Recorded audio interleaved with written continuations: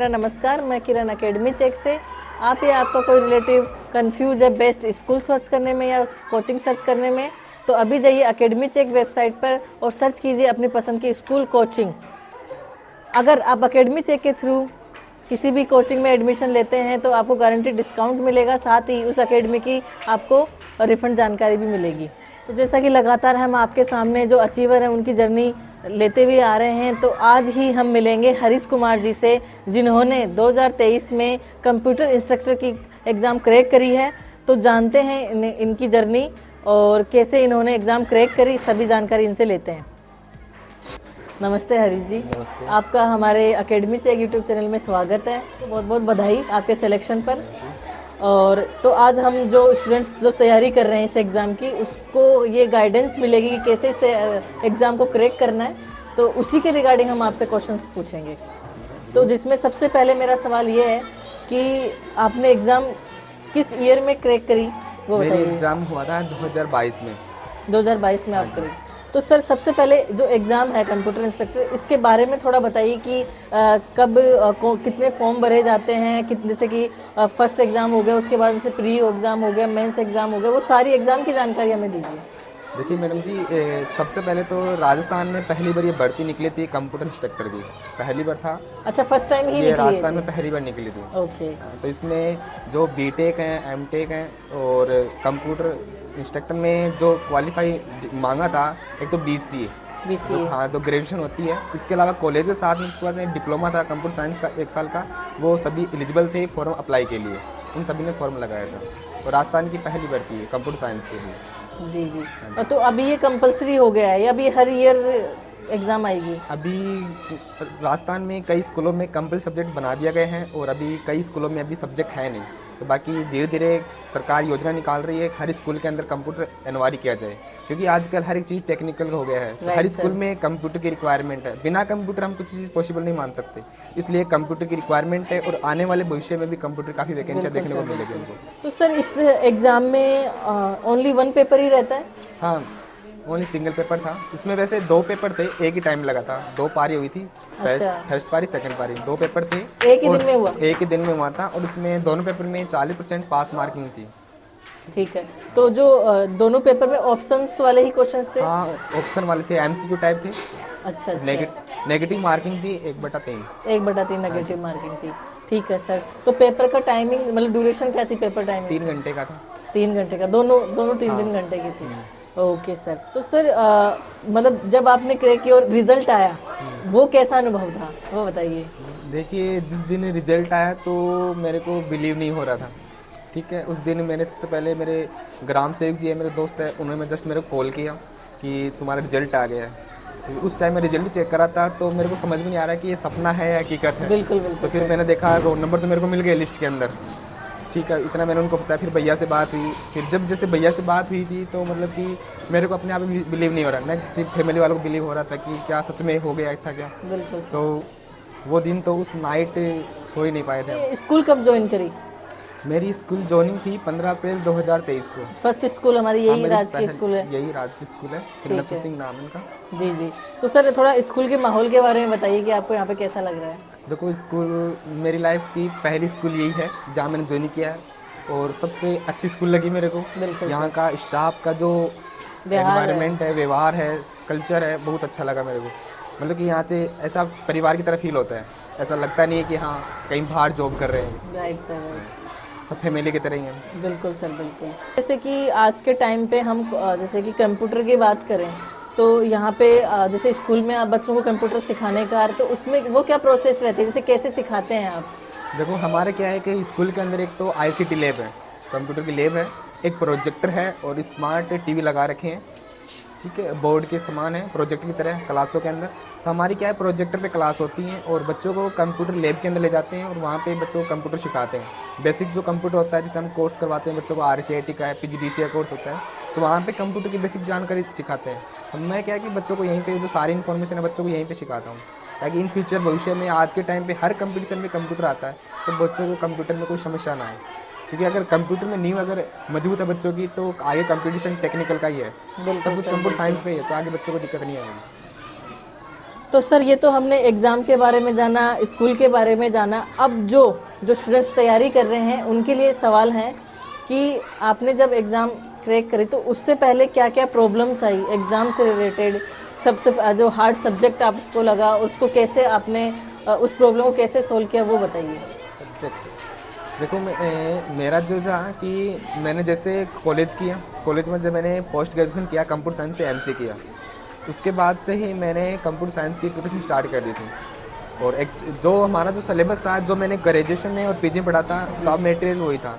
तो मैंने स्टार्टिंग से ही प्रिपरेशन करना स्टार्ट कर दिया। और जो मेरे सब्जेक्ट थे, मैं जहाँ से मैंने पुराने पेपर देखे, पुराने पेपर में कहाँ से किस टॉपिक से कितने क्वेश्चन बन रहे हैं, तो उन टॉपिक को मैंने ध्यान में रखते हुए उन टॉपिक को मैंने ज़्यादा से ज़्यादा फोकस किया, उनका रिवीजन किया और उन टॉपिक के शॉर्ट नोट्स बनाने स्टार्ट कर दिए। क्योंकि एग्जाम पे टाइम पे हमको इतना टाइम मिल नहीं पाता है, हम प्रिपरेशन पे ज़्यादा फोकस कर पाएँ। तो मैंने हर टॉपिक के शॉर्ट नोट्स प्रिपेयर किए और एग्जाम से पहले उनका रिवीजन किया।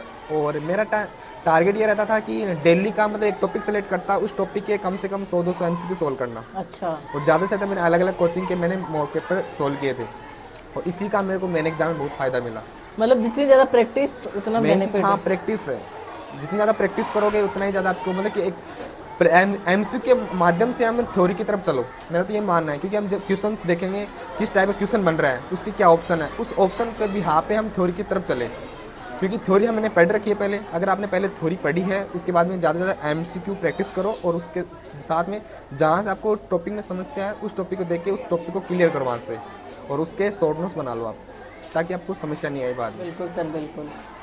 तो सर जो हमारे जो नए जो स्टूडेंट्स जो तैयारी कर रहे हैं उनके लिए बेस्ट मतलब की फॉर्मूला बताइए आप उनको कि कैसे कैसे, जैसे कि भाई इतना तो आपको पढ़ना ही पढ़ना है, वो बताइए आप। जो अभी नए हैं तैयारी कर रहे हैं, तो मेरा ये है कि सबसे पहले जो आपको सिलेबस दे रखा है, हमको जो सिलेबस है सिलेबस को पढ़ें। जो हमारा सिलेबस है उस सिलेबस को पहले पढ़ें। उसके बिहार पे हमको जो पुराने एग्ज़ाम हुए हैं, पुराने एग्ज़ाम के जो क्वेश्चन हैं वो ज़्यादा से ज़्यादा सोल्व किए जाएँ। उन क्वेश्चन से हमको एक आइडिया लगेगा कि एग्ज़ाम किस लेवल का आ रहा है। क्योंकि हर बार एग्ज़ाम का पैटर्न चेंज होता है, क्वेश्चन का लेवल भी चेंज होता है। तो हमको उसके क्वेश्चन पुराने जो पेपर्स हैं उसके क्वेश्चन का आइडिया लगेगा। और उसके बाद में हमको टॉपिक ले रखे हैं, टॉपिक वाइज क्वेश्चन सोल्व करने हैं। जैसे डेली का मेरा ये मानना है, अगर कोई एक टॉपिक है सिलेबस के अकॉर्डिंग एक टॉपिक का मैं डेली का 100 MCQ सोल्व करता हूँ, तो मेरा ये मानना है कि कितने हम टॉपिक ले सकते हैं सिलेबस में, 50 टॉपिक 100 टॉपिक मान लो आप। तो अगर एक दिन के 100 क्वेश्चन एक टॉपिक के क्वेश्चन सोल्व करते हैं तो 100 दिन में आराम से आपकी अच्छी तैयारी हो जाएगी। और उस दौरान आपको जो टॉपिक ज़्यादा हार्ड लगे और आपको ये लगे यहाँ से ज़्यादा क्वेश्चन देखने को मिलते हैं, तो उनको एक रजिस्टर रखें और उसमें शॉर्ट नोट्स आप प्रिपेयर करें वहाँ से, ताकि आपको हेल्प मिलेगी। राइट। और सर एक क्वेश्चन ये रहा है कि जैसे मेरा कज़न भी तैयारी कर रहा था, तो वो मैं देख रही थी वो तैयारी कर रहा था, वो यूट्यूब से स्टडी कर रहा था। हाँ कि भाई कंप्यूटर में क्या आएगा, फिर वो बुक्स भी परचेज की उसने, फिर देखा जब एग्जाम हुआ तो उससे रिलेटेड कुछ नहीं आया। और वो गारंटी ले रहे थे, यूट्यूबर्स में जाता है कि गारंटी ले रहे थे कि यही आएगा, आप तो बस यही पढ़ लीजिए आपका हो जाएगा। तो ये जो मिसगाइडिंग होती है कि भाई कंफर्म नहीं है, तो वो चीज़ कहाँ से पता करें कि इसमें एग्जाम में क्या क्या टॉपिक आएंगे, कौन कौन सा सिलेबस आएगा, वो चीज़ कहाँ से पता करें? हम पुराने इतिहास की बात करते हैं तो इतिहास में हमको एक बात सीखने को मिलती है, अगर आपको रास्ते में आगे बढ़ना है तो हमको एक गुरु का मार्गदर्शन चाहिए। बिना गुरु के मार्गदर्शन से हम आगे नहीं बढ़ सकते। से भविष्य में पास्ट में देखा था, भगवान श्री कृष्ण थे, राम थे, वो भी शिक्षा के लिए जाते थे, शिक्षा ग्रहण करते थे। तो मेरा ये मानना है कि सबसे पहले अगर आपको तैयारी करनी है तो अब एक निश्चित गाइड होनी चाहिए, निश्चित मार्गदर्शन शिक्षक होना चाहिए, कोई प्लेटफॉर्म हो जहाँ से हमको गाइड मिले, जहाँ से हम कोचिंग करें। एक बार हमको प्रॉपर गाइड मिले कि हाँ जिस चीज़ की हमको तैयारी करनी है उसका रास्ता क्या है।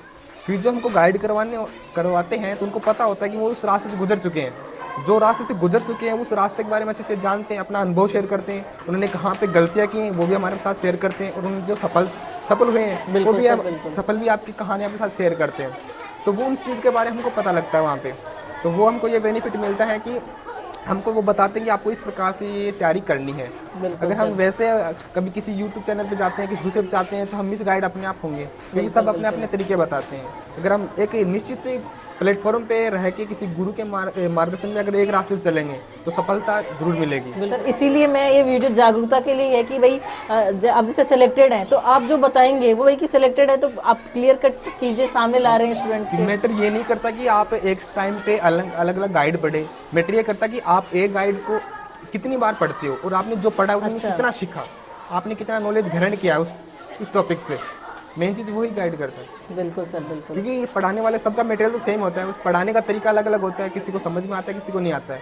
तो प्रॉपर सिलेबस के लिए कहाँ जाएं, मतलब कि जैसे गवर्नमेंट की साइट है वहाँ पे मिल जाएगा, कहाँ पे जाएं? देखो प्रॉपर सिलेबस तो जो जैसे आरपीएससी का है, तो आरपीएससी अगर कोई भी वैकेंसी निकालती है तो वैकेंसी के साथ साथ वो पूरा सिलेबस वो डालती है। तो हाँ, उस सिलेबस को ही फोकस करें, उसको फॉलो करो आप। कोई क्या बोल रहा है कुछ नहीं, वो जो आएगा उसको फिर आप देखोगे क्या क्या पढ़ सकते हैं। उसमें जो सिलेबस दे रखा है उस सिलेबस के अंदर जो पॉइंट है उन पॉइंट को पढ़ो आप। उन पॉइंट को उन पॉइंट को डेली पॉइंट पढ़ो, उन पॉइंट के जो कंसेप्ट है उनको पढ़ो बस। ठीक है, उनको डिटेल से पढ़ो।